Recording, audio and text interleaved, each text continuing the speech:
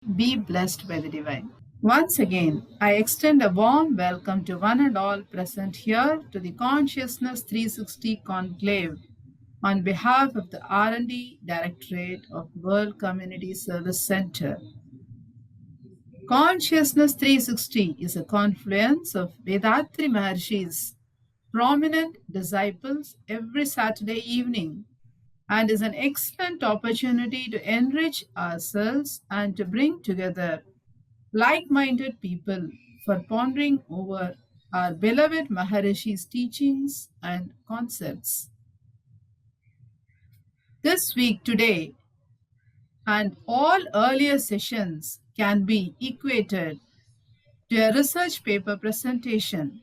Today, we have with us Sky Professor Ravikumar Radhakrishnan from Texas, Dallas, United States, for sharing his insights on the topic Consciousness Illuminated and Illustrated. A few words of introduction about our speaker today. Professor Ravikumar Radhakrishnan is an experienced Sky professor teaching our practices and Maharishi's concepts among Indians and foreigners in United States. He became a yoga master, Arulnithi, at a very young age of 14 and has had an opportunity to receive training direct from our Guru Sri Vethathiri Maharishi in 1993. He has helped establish and manage yoga centers abroad in Virginia, Chicago, Florida, and Texas in United States. He is a seasoned consumer finance executive and has had several leadership positions at Bank of America, Chase, Capital One, and HSBC Bank.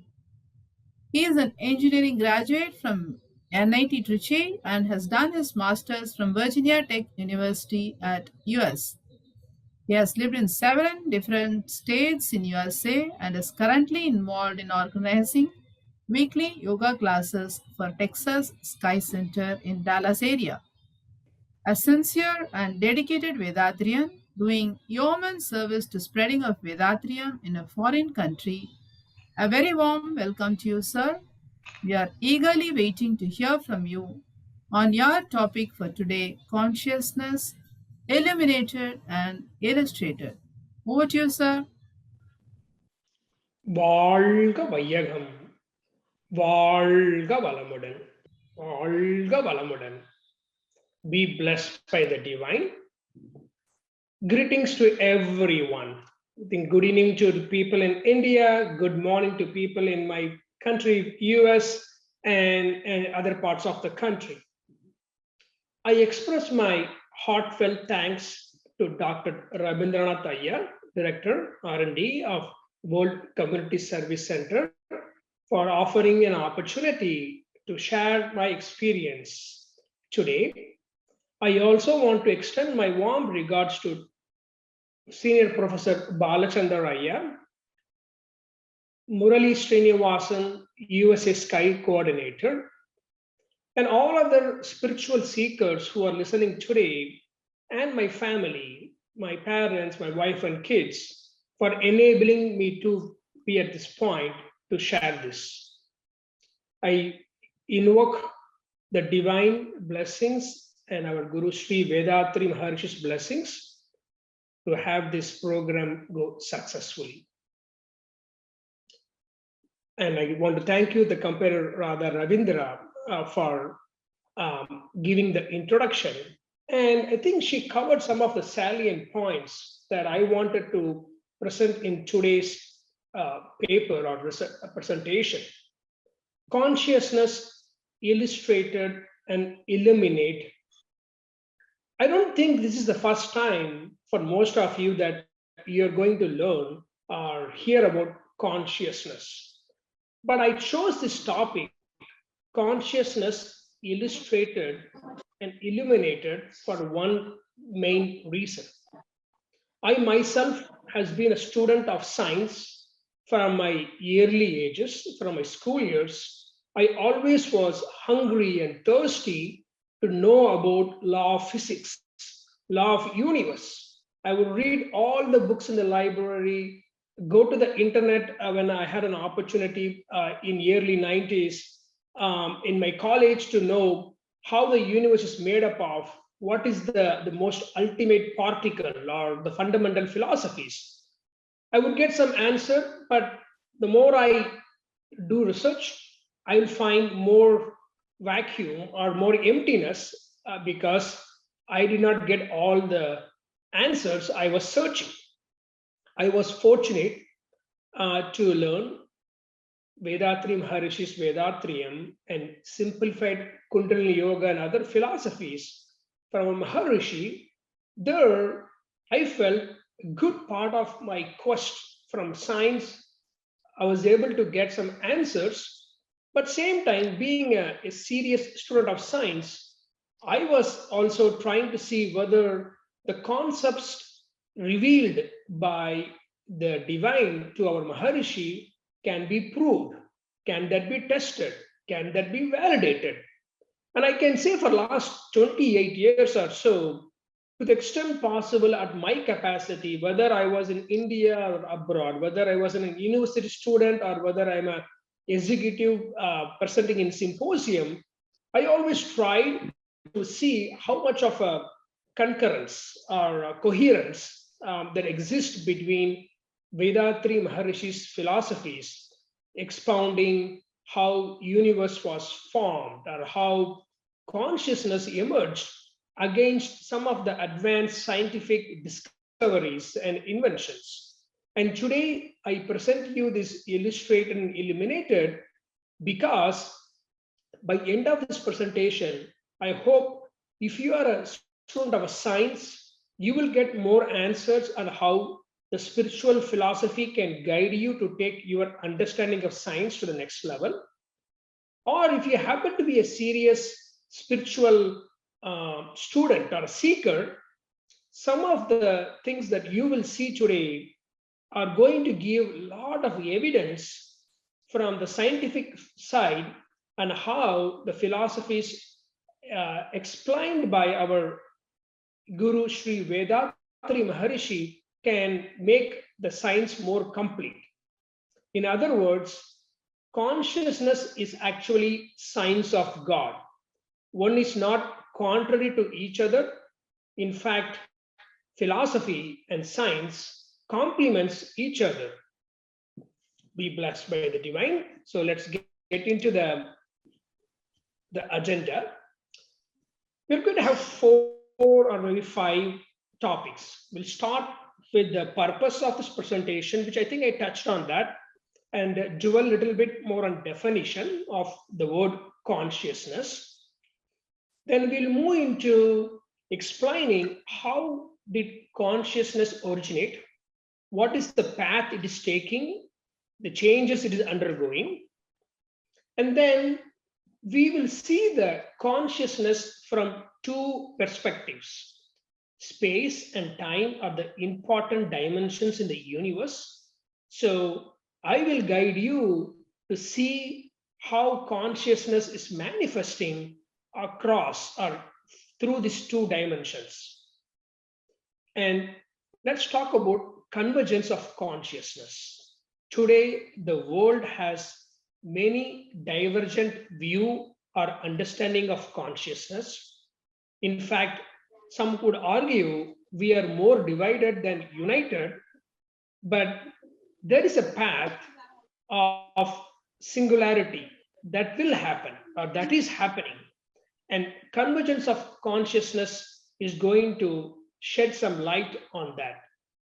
And I want to end the presentation with a challenge and also for a celebration, because consciousness is an invisible, infinite intelligence that is pervading everywhere, animate, inanimate, right, across.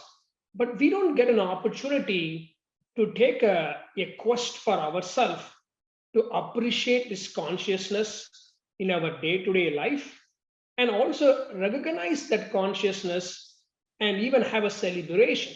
So we will conclude our presentation with that. as I said, where the three things that we will be focusing today is, first of all, this may not be an introductory session in general. For people who already know Vethathirian principles, I assure you, your understanding of consciousness will be enriched by some of the examples that you're going to see in today's session. And the more you understand how this consciousness is working, your appreciation will improve. The moment your appreciation of something improves, it's always is going to be guiding you to ensure that you are an integral part of this universal consciousness, and how you can do your part to be part of the mankind or the human race, and further take the journey of consciousness. And finally, as I shared in the previous slide, consciousness is within you and within the entire universe, and we will take some ample opportunity to recognize those. Let's talk about the definition. The word consciousness is not an easy word. In fact, in the English language, we have more difficulties because the moment you Google the word consciousness, or in fact, if you go to your Oxford dictionary, you will not see the definition that you're looking for, because it reads sentience or awareness of internal and external existence. I was scratching my head myself when I saw this definition, because I was looking for a definition that will talk about this invisible, infinite intelligence. But the existing scientific definition is limited, and maybe it applies more to the science, the field of medicine. If someone is in coma or they're awake, that is what they say about consciousness. Let's look about how religions and cultures define. I like the word mind of God. It's a beautiful phrase, because God itself is a mystic phenomenon for a lot of scientists. But we know we all have mind, but science is yet to define how mind works. But consciousness can be safely described as mind of God, or otherwise omniscience or omniscience. And a lot of philosophers who use different words to explain the consciousness. They either add a word called universal consciousness or cosmic consciousness, or, as I told you before, they use universal mind, memory, intelligence. There is one definition I really like. In fact, I coined it. I got two boys. My younger son is 11-year old. He was asking me, Dad, you have been spending a lot of time creating this presentation on something called consciousness. What is that? And I had to scratch my head to explain an 11-year-old about this infinite, invisible intelligence. I need to come with something that he can understand. And what I told him is, hey, son, consciousness is nothing but it's a built-in future-proof OS, because the kids these days know operating system more than anyone or more than adults of a universe. So I told him, hey, if you have a smartphone, an Android or an iPhone, you have a software that is invisible, but that piece of software is so important that it is making the smartphone operatable, meaning if you don't have a good working OS, none of the apps is going to work. Your phone is going to be cannot be used the way you think. So, but you cannot visually see the operating system. So, essentially, universal consciousness is something that we can say as operating system of our universe. But my favorite explanation is from our Guru Sri Vethathiri Maharishi.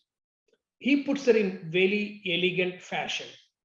He says, order of function in everything and everywhere. And no one can make it even simpler, right? That's a beautiful explanation of this word consciousness. And there is a growing interest in this field. It's called panpsychism. This is a branch of philosophy that believes that there is some degree of consciousness in all forms of universe, whether they are alive or not. And it's a good thing, because science and philosophies are trying to understand this better. And Vethathiri Maharishi's model of consciousness is further going to provide clarity to bridge this and bring convergence to this.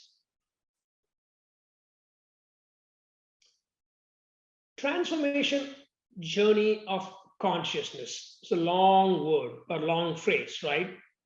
And I chose these words intentionally. I did not just say path of consciousness. It's a journey. It's moving, it's changing for a reason, right? And I'm going to maybe take only half a minute to go over this, because if you are a student in the simplified Kundalini Yoga, we have introspections and Brahma Jnanam classes that may take entire day to explain the journey of consciousness. But for this interest of time, I'm going to simplify how the consciousness originated, how it is manifesting, or how it was unmanifested. So all it starts with is absolute space. And this absolute space has to be seen as a static and unmanifested, meaning it has a lot of potential within it, but you couldn't see it, you couldn't feel it, but it had these four qualities which were inherent. Those are planam. Planam means it has an infinite source to create or to offer something. That is planam. Second is force, which we can call a self-compressing surrounding pressure. It is also inexhaustible. Then you got something called consciousness. We're going to talk about that. And time. And these four elements are such an integral part of absolute space. There is no question that even one of them can be missing. Even if one is missing, the absolute space would not have manifested into the universe that we are living today. And an important property of absolute space is called kinematic curing. Kinematic means kinetic. You know, the word kinetic means motion, movement, energy. And because of the self-compressing surrounding pressure force in this absolute space, energy got formed, because when you have a pressure in all dimensions, something has to be created. And that first particle, the first dust, is what we call formative dust. And it is made up of nothing but space. And this curing is nothing but vibrations within space. And that is the dimension of something we call time. And both time and energy was born out of absolute space billions of years ago. And since then, the universe has been going on doing its job. And consciousness is the invisible element that has been directing this transformation. So consciousness was the one that was bringing the energy from the space, bringing the time, the vibration from the space. So in one way, someone can say consciousness always existed. It never was born. It was always inside absolute space, inherently or as an integral part of the space. But then that got formed, this formative dust, millions of them or even billions of them formed.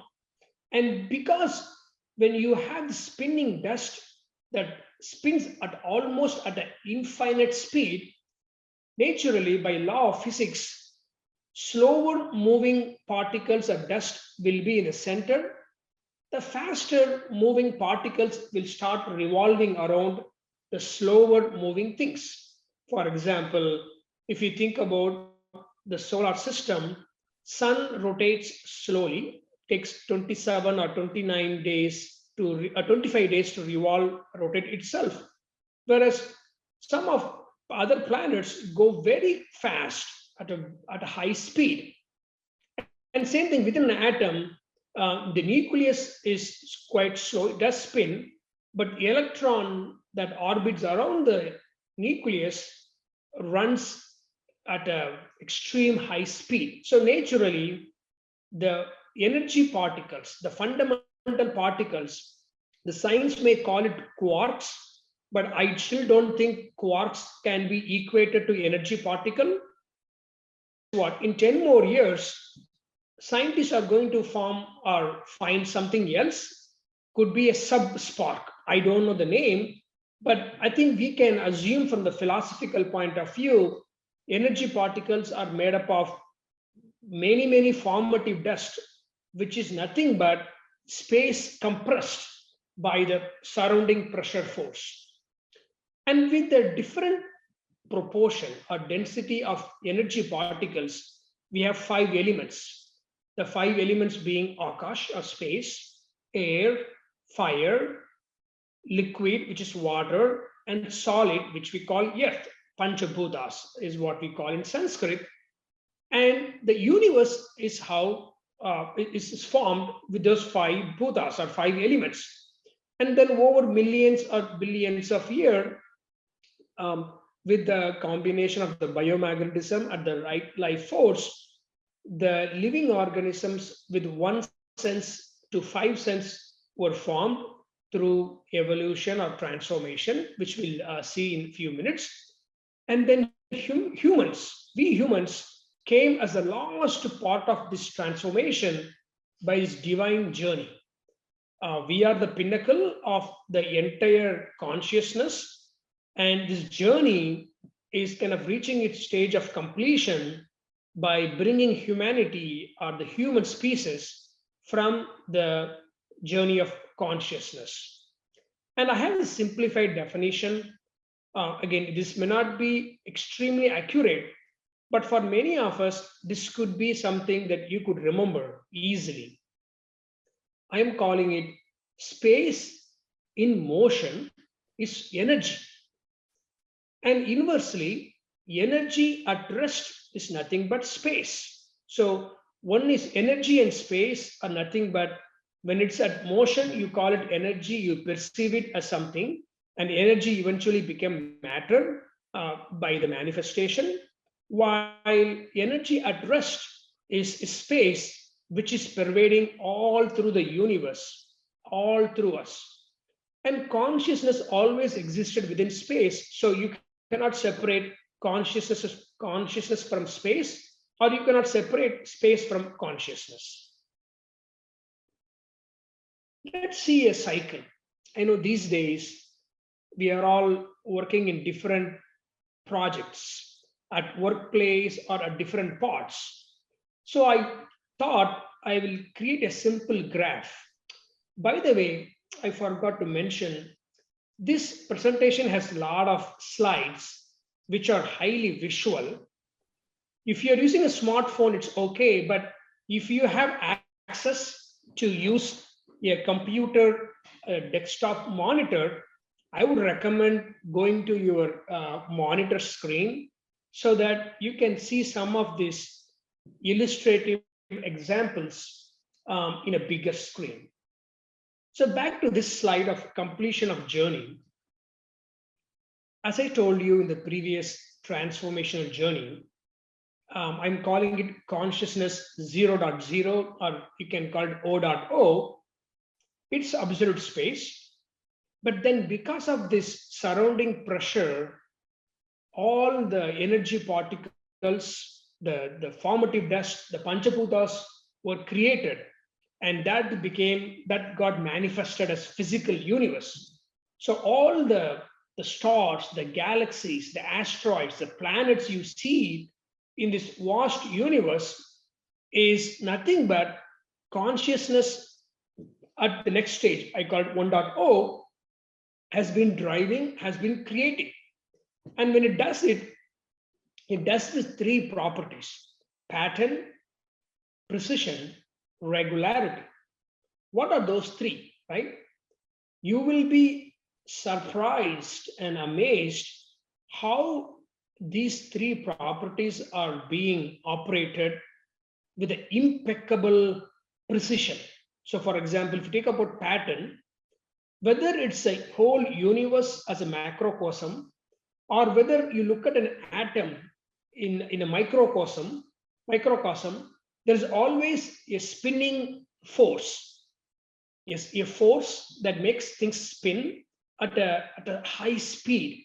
So if you think about all the stars, they are in the middle, and the planets revolve around them with a high degree of consistency. All the stellar objects that we see in the sky are highly predictable. What I mean by that is we have solar eclipse, lunar eclipse. And guess what? Our ancestors have recorded some of those thousands of years ago, and they were able to predict when would be the next solar eclipse or lunar eclipse, not for next 1 year.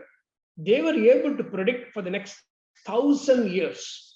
And today, with advanced astronomy, we can predict the solar eclipse, lunar eclipse, planetary motion, all of that for the next million years.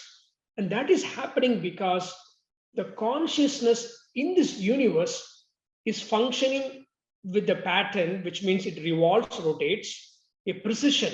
It's so accurate on how long it takes to come with one rotation or one revolution. Or if you think about things like in the nature, the harvesting we do for the crops, the monsoon we get, those are so predictable in our day-to-day life, thanks to the consciousness that is functioning in the nature. Without that, we wouldn't be able to enjoy and harvest this infinite wisdom from the absolute space. And regularity, it's about the consistency. And the next few slides, there is one example that I'm going to give you on regularity that will illustrate how consciousness is unfailing, is how it is impeccable in the property of regularity. Then the consciousness went to the next gear, right? The thing, if you think about moving a vehicle, when it was a neutral state, was absolute space. Then let's say the driver, which is consciousness, went to the next gear, first gear, physical universe was formed. Let's say it's picking up speed. When it went to the second gear, or second consciousness 2.0 is what I'm calling, living beings were formed. And when living beings formed, consciousness added three more properties. It said, oh, that living being will have these three things: cognition, meaning it can feel, experience, remember, know, right? It got experience so that pain, pleasure can be felt by that living entity. And it was also given this discrimination. Discrimination is not saying you are good, I am bad. Discrimination is a more fundamental emotion or intelligence that says, oh, this is heat, this is cold. So you can discriminate temperature from heat and cold. Or you can discriminate, oh, this is something conducive or favorable or not conducive. Or you can discriminate one from the other by color, by smell. All of those are called discrimination. And the consciousness had this property to all living beings. And then, let's say this vehicle, the divine driver, pushed the third gear, is when the human beings came out of the living beings in the process of evolution or transformation. And we are gifted with something called sixth sense. And we call that an ability to make assumptions, the ability to self-realize and question our origin, question our creation, or even find a way to get back to the state that we all came from. Now, we can safely say the humanity has been on this planet for around 2 lakhs years, 200,000 years. And there is one more stage that we are going towards. I am calling it e-human. It's a fancy word, which is nothing but an enlightened human. Today, less than 1% of humanity is even capable of understanding the purpose of life, the meaning of our existence. We don't know exactly how science is working within us to tell us how should the humankind should coexist with each other. But the philosophies has given us the right guidance, which is by understanding our own inner self, by understanding or achieving self-realization, we are on a path that can reach us to the stage of maturity. What I mean by that is 2 lakhs years ago, humanity was created. Our ancestors lived in tribes. They fought with each other. They were violent in one way. They were hunting and killing animals. But then some of them had this quest to know about the nature, the creator. They started getting revelations on why humanity or humans were created as unique species. Some of them who had access, some of the Mahans, the saints, some philosophers, they were formed during different centuries and they informed people, the common people, and they taught about religion, they taught about science, they taught about God, and created things about righteousness, created about morality. Now we can say we are at a stage called consciousness 3.1 or 3.2 because we have some of the enlightened gurus like Vethathiri, Maharishi, and other countless philosophers who have got enlightenment, and they have telling common people that we all have to come together. And today, as we speak, there is a convention happening in Glasgow, Scotland, UK, which is the COP26, because almost all the nations in the world are understanding that they need to work together. They need to cooperate together to fight common threats like climate change. It is an indication that this collective consciousness is working among the people, working among the leaders of the nation to come together to find a common path so that we can achieve peace, we can have harmony with nature.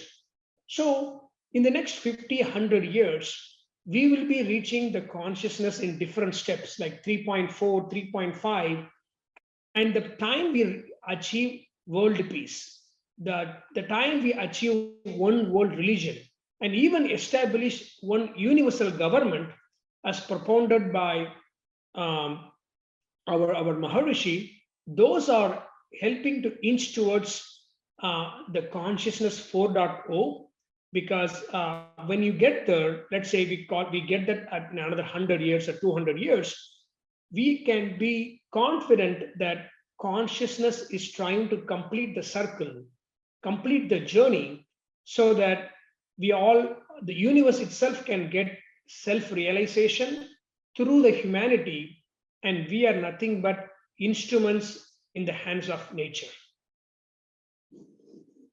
So let's shift gears, because we talked about the objectives, we talked about the definitions, we talked about the cycle of the journey of consciousness. But I want you to join me to see some of these interesting illustrations from two angles.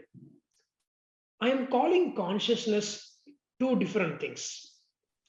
I'm calling consciousness a divine driver, because when you go across space, when you go across different distances, now you can think about an example. If you're in India and there is a super fast train called Tamil Nadu Express, it goes from Chennai to Delhi, traveling more than 2,000 kilometers. Thousands of people may travel in one single train, but consciousness is invisible. It has this infinite intelligence. But guess what? If you are a passenger in Tamil Nadu Express in Chennai, if you get into this train, you don't need to worry about the map. You don't need to worry about the exact distance of the stops, but the driver who is operating the train will know everything, right? The driver knows it has to follow some of the rules and laws of the traffic across the train, the rail path. The driver will know when to stop, when to increase the speed or reduce the speed, when to add the fuel, when to reach the destination, or even sometimes change the path if required, if there is an hindrance or if there is an obstacle. And that is very same. The consciousness is functioning as a divine driver from the time we came from absolute space. Today, scientists or cosmologists have measured the size of universe. They say it's 94 billion light years in diameter. It's so vast. Now, from the absolute space to this vast universe, this divine driver has been driving or navigating with an impeccable precision to get to this place called Earth, the planet Earth that we are living in today. And there was no deviation, there was no missing a beat in all of that. It was so clear in taking us to the path. So when you take the Tamil Nadu Express, you may not who the driver is, you may not have seen him. Same thing is true. You may not see consciousness, you may not know how it is even existing in one form or shape, but consciousness has taken so many millions of years to form this universe, the galaxies, and have planted humanity on Earth. So that is the divine driver aspect. Let's think about the other dimension called time. I want to talk about history of universe, right? Scientists have found it took 13 or 13.6 billion years to as the age of universe. So from the time zero to time until today, for 13.6 billions of years, a divine director has not missed a single beat. He has the consciousness has directed to ensure that the humans are formed on Earth without missing the linkage from the energy particles, the 5 elements, the stars, the planets, the one sensing living organisms, to the last species, which is the Homo sapiens. There was no single. Similar to, I think about a movie, right? Probably everyone have seen Bahubali, one of the popular Indian movie. Bahubali has if you see Bahubali, it has a beginning, it has drama, it has emotion. You see the climax in the last, I don't know, like last 20 minutes. You see different characters, everyone has an emotion, but you won't see the director of the movie, Rajmouli, in both of the sequels. The director is actually functioning behind the scenes, but if there is no director, there is no character, there is no movie at all. In similar way, the consciousness, the divine force, has been acting as a director from the time zero until time today by letting this nature take innumerable transformation. And today we have taken this form of human race. And here we are and trying to question our creator and trying to understand how science has been guiding through this innumerable transformation. I want to show you how the divine driver has taken us from the observed, from the universe to the place we are. If you see my chart from the top to the bottom, I am changing the scales, meaning universe is so huge. And if you go down at every stage, I am contracting the size of the focus and explaining how this invisible consciousness is working. I told you, universe is 94 billion light years. It's so huge.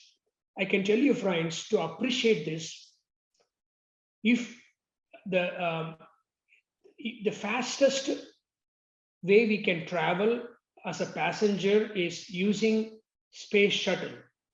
US, America has a space shuttle, and it can travel 6 kilometers per second. If you sit as a passenger in 1 second, the shuttle can take you 6 seconds. That is the fastest vehicle we have on Earth.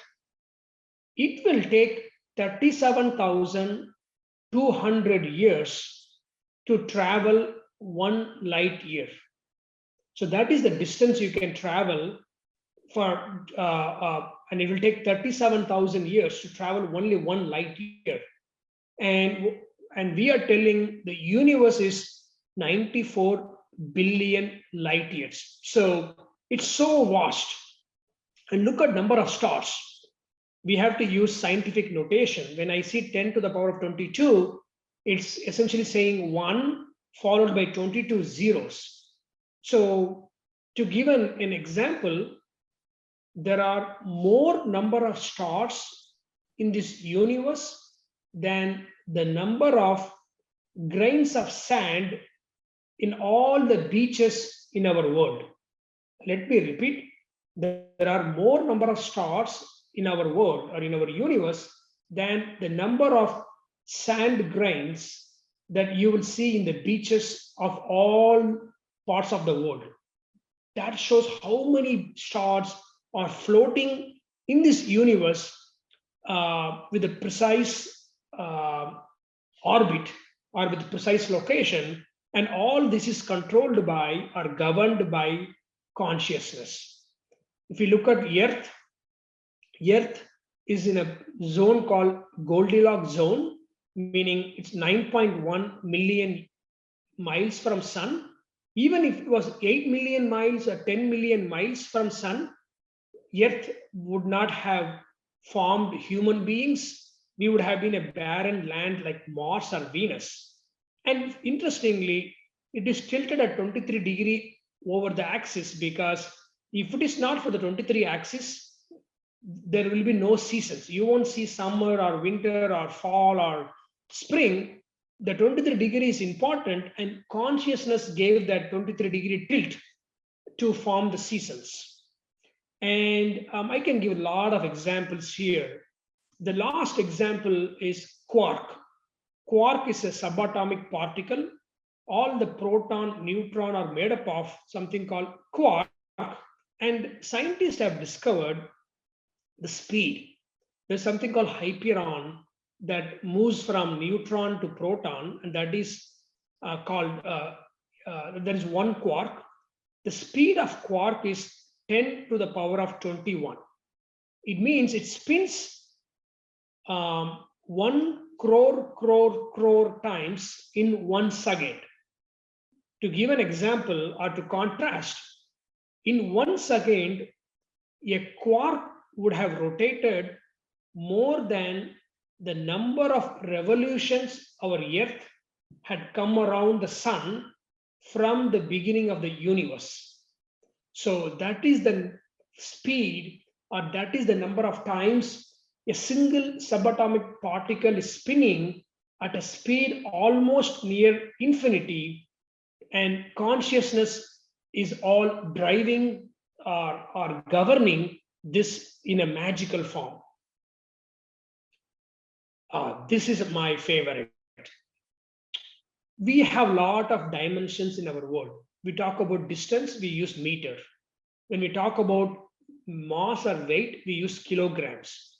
When we talk about time, second is the most fundamental unit defined by a consortium called System International, SI units. And you know what?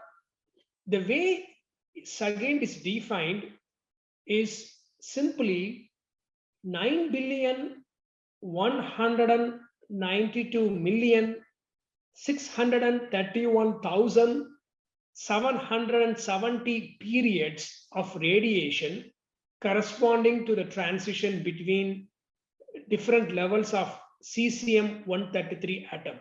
It's a mouthful. It took half a minute for me to explain 1 second. But isn't it wonderful to say the scientists are able to define once again by how many times an element called cesium, it's like a liquid metal, is emitting the light wave, and it can exactly have to emit 9.1 billion times in 1 second. So what it means is, whether you measure the number of light waves in Alia in Tamil Nadu or Austin in Texas, whether the temperature is 50 degrees centigrade or whether it's negative 50 degrees centigrade, or whether you are measuring this in 2021 year, or if you wait for another 20,000 years and measure, the universe, the universal consciousness is so precise. It will be always 9,192,631,770 times is when, or is how many times the cesium atom will emit the light to define 1 second. And this is the gold standard. The wristwatch that you wear, the computer that use different megahertz or the CPU units, all the scientific laboratory have to use this mechanism for calibrating and measuring 1 second. This is how this invisible consciousness is working in a magical way. And this shows how precise is these things happening, and we may not even know or appreciate this. Let me also give an example, right? We all talk about atom. I think your middle school science teacher may have explained the simplest atom is in hydrogen, atomic number of 1, there's 1 proton, 1 neutron, or 1 electron, there's no neutron, and that is what we call atom. But it is not actually accurate to see that.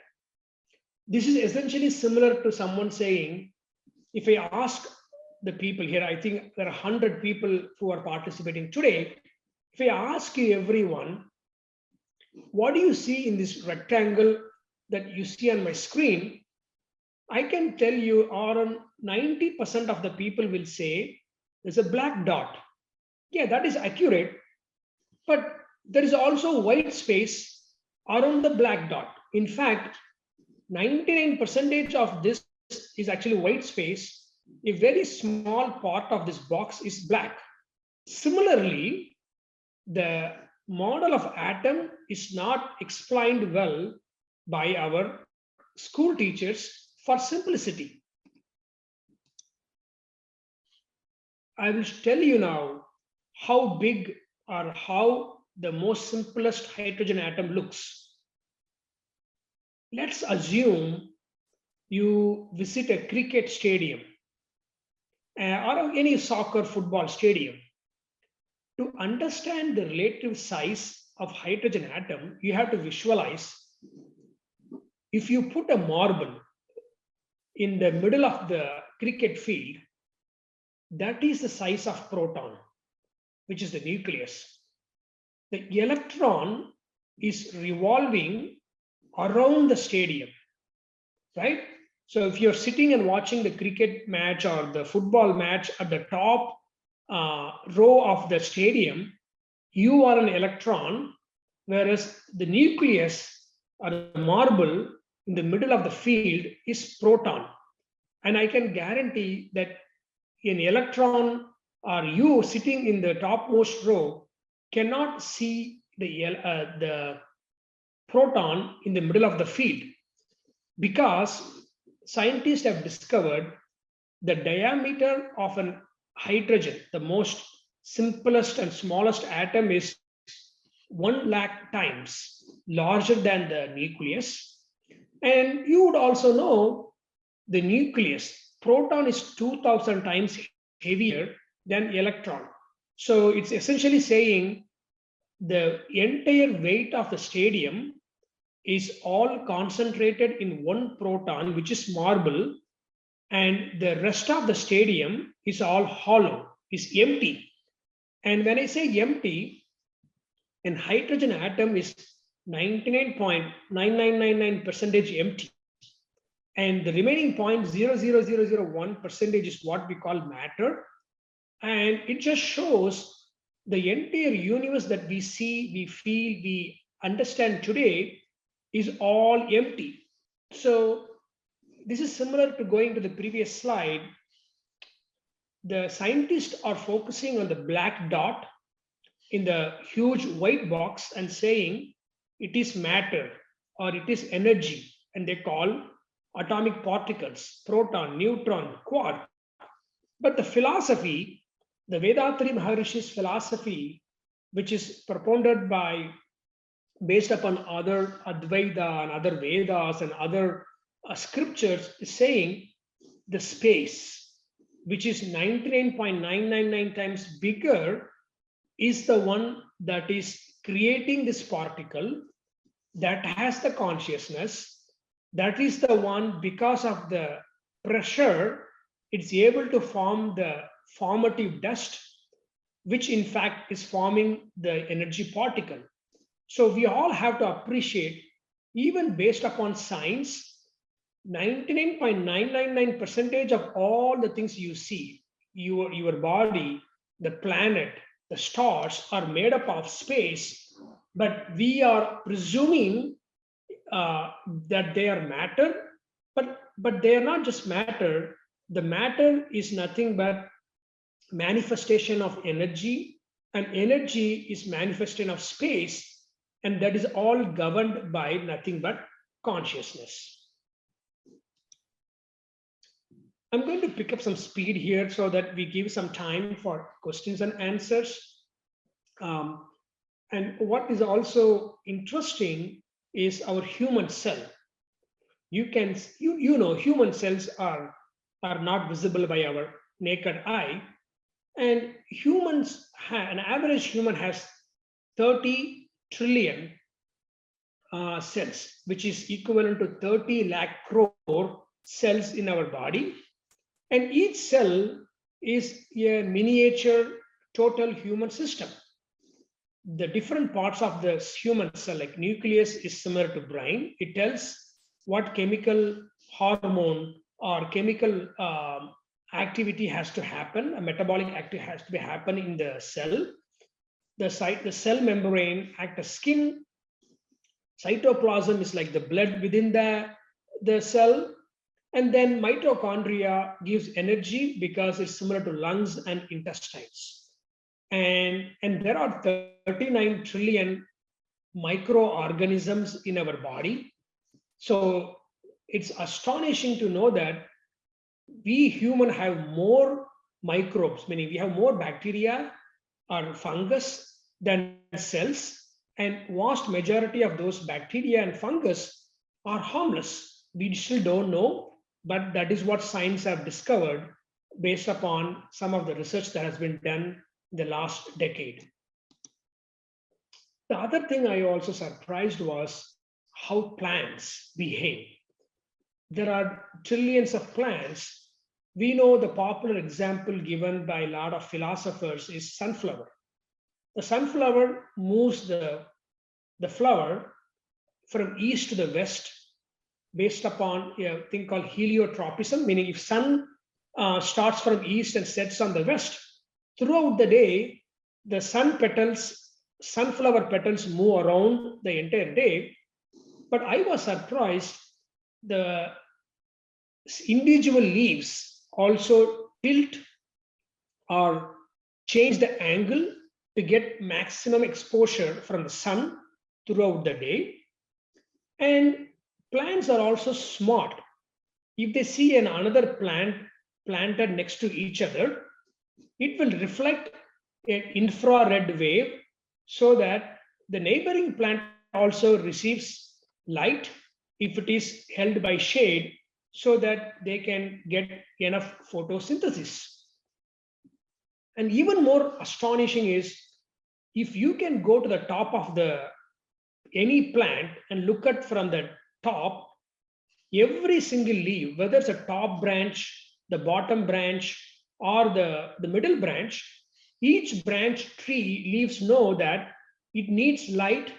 It will change the angle so that the lights or the sun ray can penetrate or fall to the leaves behind or below the branches. It is so intelligent, and nothing but the cosmic consciousness is working in each of the tree to give that intelligence. And there is a phenomenon called crown shyness. The picture you see on the right hand side is actually 8 or 9 trees. They don't touch each other. Each tree knows that it doesn't want to touch the other tree and doesn't want to overlap to give the maximum sun exposure. And it cannot happen without an existence of universal consciousness. And that is how we can see the consciousness is working in plants and everywhere.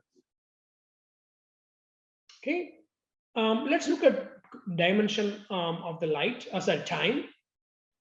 This picture is a Big Bang, but this is wrong because the reason I'm saying wrong is though Big Bang is the most popular theory about origin of universe, there are a lot of gaps, a lot of disconnect, meaning no one knows the raw material of the Big Bang. No one knows what happened before Big Bang. There are a lot of other things that we are not able, Big Bang is not able to explain. But based upon the origin of or transformation of universe, absolute space is what it started from. There was no boundary, there was no center, and we are here today after 14 billion years. It's a human mankind, and so many things happened between the starting of the universe and today, and we will see in depth how consciousness manifested. I want to give you this contrast because we humans understand better if we are given a story as an example. The story I'm going to give today is about Earth. The Earth that we live was formed 4.6 billion years ago.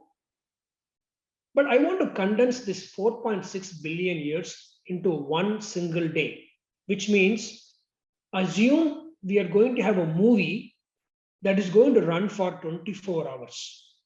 And this movie that runs 24 hours is going to show from the starting of the Earth and until today, 2021.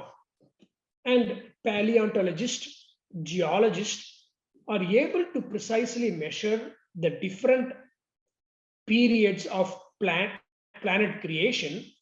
And what they have found is it took 1 billion years to create the first unicellular life. The time was 4 o'clock in the morning. If you assume the 1 day as an example, right? But the plants came around 9 o'clock in the evening, right?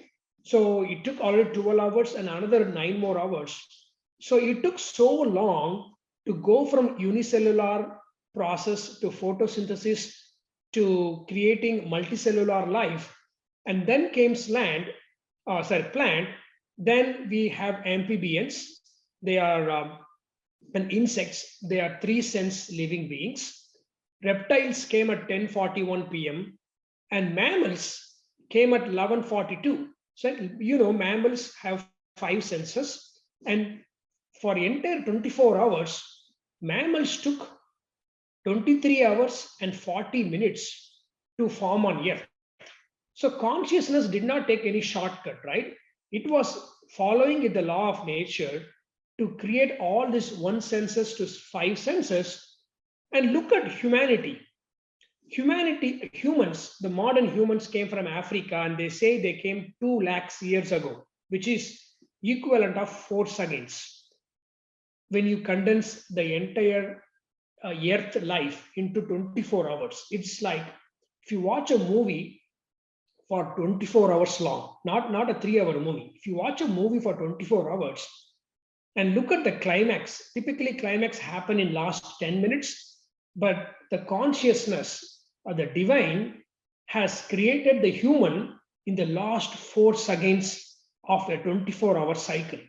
It is a miracle, is what I can call, right? Because to get the climax in the last 4 seconds is what the humanity is all about. And all that preceded us is all the other 1 sense to 4-5 senses, the Panchabhutas, the creation of Earth, Moon, all were stored in this universe. And even our genetic center is capable of helping us to understand in the future. This explains how different species have different span. It's because every human, every species have birth, growth, reproduction, death. But we want to make sure, or you want to understand, the flies have a life of only 1 hour or one day, and their heartbeat is running at 1,200 pulses or beats per minute. Dog is little different. Humans have an average age of 85. We have tortoise, just 200 years. We have clam and jellyfish. And this is the oldest tree we ever known. I have visited this in California. It is 2,300 years old. It's older than the big temple in Tanjore, where I come from. And temple of the Lord Vethathiri temple is 1,000 years old. This tree is more than 2,000 years ago old, and it is taller than the temple in Tanjore. They say it's 300 feet high. But the way I want to explain is consciousness is working in species in a very different way, and it's programmed to achieve that in a proper order. The other thing I want to talk to you is the biologists have confirmed this, which is, we all know the Darwin theory of evolution, meaning some of the species did not survive. Yes, 99.9% of species did not survive. In fact, they extinct. Only the remaining 8 million species are available or alive on the earth. We humans are the luckiest. We are the 0.1%, which is 1 in 1,000, right? So even scientists are acknowledging that we had a 1 in 1,000 probability to be on Earth. And we cannot say this is randomness. No, I don't agree with that, because consciousness, the divine driver, the divine director, all along for 14 billion years was waiting to create this humanity in a specific order without missing the beat, without taking any shortcut. So we need to honor ourselves of being human, and the nature has given this consciousness to be at this stage of maturity. People ask me, Ravi, I don't really believe in transformation of universe.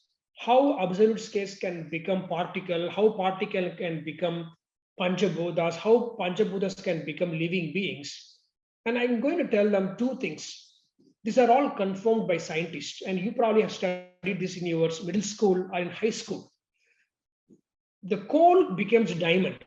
coal is the cheapest material with 100% carbon. Diamond is the most precious element on earth. The earth takes a process called metamorphism for 1 billion years with the appropriate pressure, appropriate heat, and appropriate depth to become diamond. And same thing in your front, in front of your eyes, a butterfly lays 300 eggs at one time. Each egg becomes caterpillar, becomes chrysalis, it becomes cocoon, becomes adult butterfly. It takes around 30 days. So you cannot deny that transformation doesn't happen. Consciousness is within each egg that makes caterpillar and cocoon and butterfly, and it is happening to all elements, all living beings or non-living beings in this universe. Essentially, humans are nothing but a product of research and development that took 14 billion years. We talk about some of the most powerful creation like nuclear reactor, or we talk about space shuttle program where we can send people to Mars. Those took 25 years, 50 years to do research and development, but the nature has taken 14 billion years to create human after a lot of research and development. We are nothing but God in action. So we need to appreciate ourselves that we are pinnacle of transformation of this consciousness and appreciate that. And literature, the poets have a beautiful way of explaining this. You can replace the word God with consciousness. You can say God sleeps in minerals, awakens in plants, walks in animals, and thinks in man. There's a Sufi poet, who's a part of Islam, mystic Islam, that sung this. And in Tamil Nadu, we have a Thiruvasagam sung by Manika Vasagar, translated by G.U. Pope in 19th century, where he says that grass, shrub, worm, tree, beast, bird, snake, they're all part of humanity. But the way you should understand the embodiment is, it is not incarnation of humanity.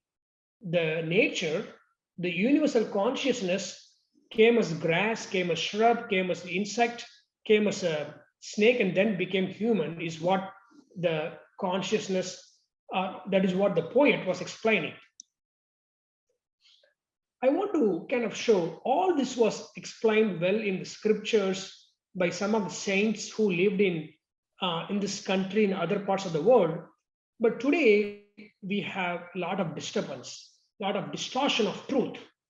And every religion, every science field would say what you see in this picture. Someone would see this cylinder that has two colors, blue and orange, and say, oh, the religion may say, I see a square. Scientists may see a circle. Or within each religion, Hinduism may say, oh, I see orange. Or Islam may say, I see blue. But those are true. But the truth is, if you elevate yourself, if you have a higher thinking and apply your logical sense and apply common sense, if you try to bridge science and philosophy, you will realize the universal consciousness is manifesting in all form of science, in all form of philosophy. So every one of us should understand this and understand how we can take our daily life and make it as a better life for each of us. I got just two more slides, then we'll open up for questions and answers. I drew this pyramid to explain how we are all approaching what we call, or what I call, collective consciousness convergence. The world today is very divergent. We have violence, we have terrorism, we have pandemic, we have climate change. We are fighting between ourselves, within the countries, within the villages, right? But if you think about thousands of years ago, no one in the world had understanding of consciousness. They are undeveloped or underdeveloped. But today, thanks to some of the consciousness understanding by some of the saints like Vethathiri, Maharishi, other poets, other scientists, other philosophers from different religion, from different countries, they are all understand that we need to come together to appreciate nature, to live in harmony. As we speak today, I told you, right? In Glasgow, Scotland, UK, 20 of largest countries, the leaders are coming together to agree how we can achieve carbon neutrality, a net neutrality by reducing pollution, by reducing emission. And people are realizing that um, they have to agree. Think about World War II. The Second World War killed millions of people, but right after the millions of people death, United Nations were formed, and almost all the nations in the world came together, extended cooperation. Think about pandemic. Today we are talking about having remote Zoom conferences. Without pandemic, we may not have thought about having these type of conferences to share ideas, right? And think about ozone layer. Because of pandemic, there is less human activity, and ozone layer is being filled back. So today we are at the cusp of change where we are understanding that we need to come together, we need to honor the consciousness of this universe and change our lifestyle. Many people in Western civilization are giving up eating meat, meaning instead of being non-vegetarian, they are understanding by eating meat for each for 1 kilogram or 1 pound of meat you eat, 15 kilograms of carbon is being emitted into the planet. And that is the most bad karma you could ever have, right? I'm not saying you should change your lifestyle right away, but the more your consciousness of the nature, the society, the universe, you can change your lifestyle and change yourself, change other people's lifestyle to achieve what we call one world order, meaning in another 50, 100 years, we all become better human beings and ensure we are able to reach a common peaceful society. And that is happening by combining the 21st century of science and the old scriptures. And that is being explained by some of the concepts from Vethathiri Maharishi. So, my friends, I ask you this, right? If you are a student of science, if you're doing some research, I invite you to join the spiritual quest of understanding the the consciousness that is functioning in you, functioning in different events, functioning in people with the impeccable precision and order. And just like people celebrate the movies and the movie star, I know people like Android operating system, which is, I told you, an invisible consciousness. People like movie stars. Why don't you celebrate this consciousness within you, within your mind, within your body, within other people? Because if you start celebrating consciousness, that is a starting point of achieving inner peace, a starting point of transformation, so that scientists can understand spirituality and spiritual seekers can understand science. And this becomes a common bridge to bring people together and reach or achieve this quest, so that we are all are part of this universal brotherhood, and we can achieve the purpose of life by sharing with each other. Be blessed by the divine.